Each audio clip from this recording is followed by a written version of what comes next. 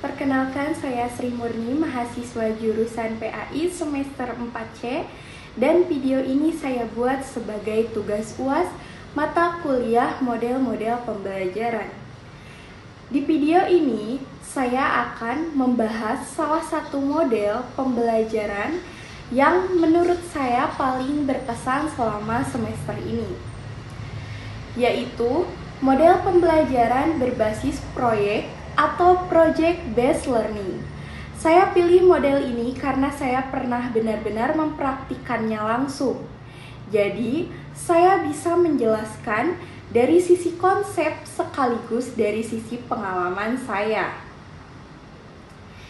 Nanti, di sepanjang video ini, saya akan kaitkan terus antara teori dan pengalaman itu. Sebelum masuk ke detailnya, saya mau menempatkan dulu model ini dalam konteks yang lebih luas. Karena selama satu semester kita sudah belajar beberapa model pembelajaran. Kalau di model pembelajaran langsung atau ceramah, alurnya satu arah.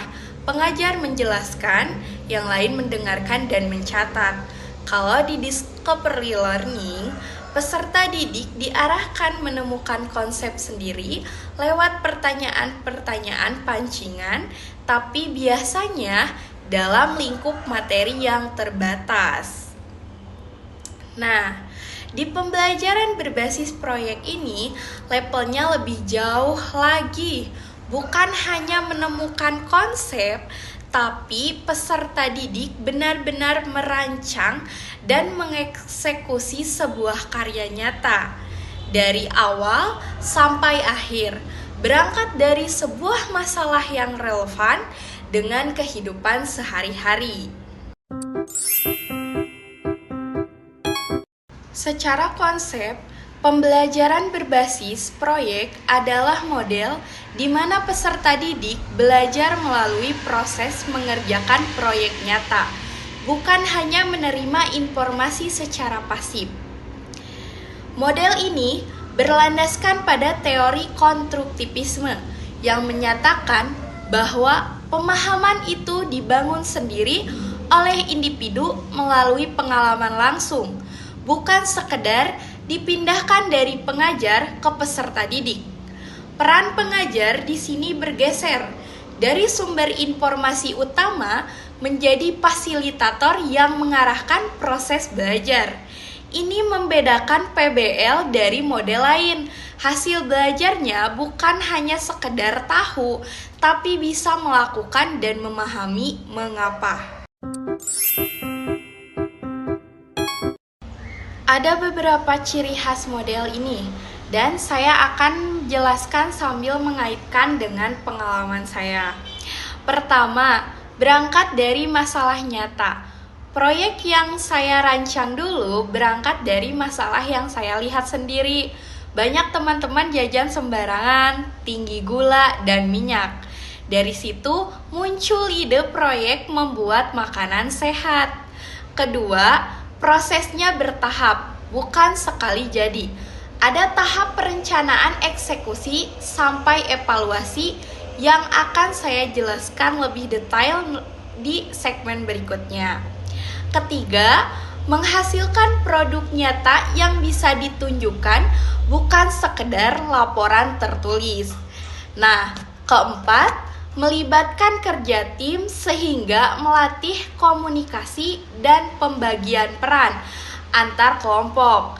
Lalu yang terakhir, kelima, selalu diakhiri refleksi, bukan berhenti begitu saja saat produknya jadi.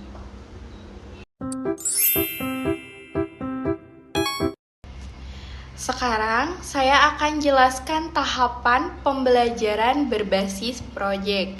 Dan di setiap tahap saya akan ceritakan bagaimana saya mengalaminya langsung. Jadi waktu itu saya berperan sebagai guru dalam sebuah simulasi pembelajaran. Sementara teman-teman saya berperan sebagai murid yang terbagi dalam beberapa kelompok. Proyeknya adalah membuat makanan sehat dari buah dan sandwich dan bahan-bahannya seperti buah serta roti sudah saya bawa dari rumah untuk dibagikan ke tiap kelompok. Tahap pertama, penentuan pertanyaan mendasar. Jadi sebagai guru saya mengangkat pertanyaan pemicu ke teman-teman. Bagaimana nih caranya menciptakan cemilan yang sehat tapi tetap enak dan mudah dibuat? Pertanyaan ini penting supaya arah proyek setiap kelompok tetap fokus, bukan asal mengeksekusi. Tahap kedua, mendesain perencanaan proyek. Saya membagikan bahan, buah, dan sandwich ke tiap kelompok. Lalu setiap kelompok mulai berdiskusi menentukan kombinasi rasa dan tampilan yang mereka mau buat, sekaligus membagi peran di dalam kelompoknya masing-masing. Tahap ketiga, menyusun jadwal. Saya memberi batas waktu pengerjaan di kelas supaya setiap kelompok tahu kapan harus mulai menyusun dan kapan harus selesai untuk dipresentasikan. Tahap keempat, monitoring selama proses berjalan. Karena posisi saya sebagai guru dalam simulasi ini, saya berkeliling memantau tiap kelompok saat mereka mengeksekusi buah dan sandwich menjadi produk akhir, sambil memberi masukan kecil kalau ada kelompok yang komposisinya kurang pas atau butuh diarahkan. Tahap kelima, menguji hasil. Setelah selesai, setiap kelompok mempresentasikan hasil kreasinya di depan kelas, menjelaskan alasan di balik pilihan bahan dan tampilan yang mereka buat. Nah, lalu ada tahap keenam, evaluasi dan refleksi. Di akhir, kami sama-sama merefleksikan proses tadi. Apa yang membuat satu kelompok lebih kreatif dari yang lain, dan bagaimana rasanya belajar sambil langsung praktik. Dari pengalaman menjadi guru dalam simulasi ini, saya justru semakin memahami bahwa peran fasilitator dalam PBL tidak mudah karena harus bisa mengarahkan tanpa terlalu ikut campur supaya peserta didik tetap yang menemukan solusinya sendiri. Sebagai bagian dari pemahaman saya terhadap model ini, saya juga ingin menganalisis kelebihan dan tantangannya. Bukan hanya menyampaikan sisi positifnya saja.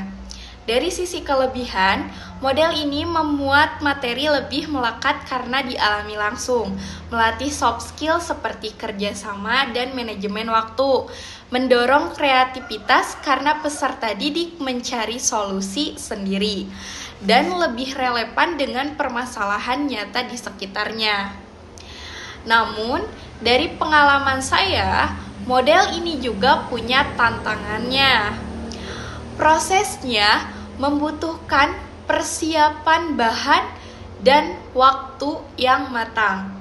Pembagian tugas dalam kelompok kadang tidak merata, dan sebagai fasilitator dibutuhkan kepekaan untuk tahu kapan harus turun tangan untuk mengarahkan dan kapan harus membiarkan peserta didik menemukan solusinya sendiri.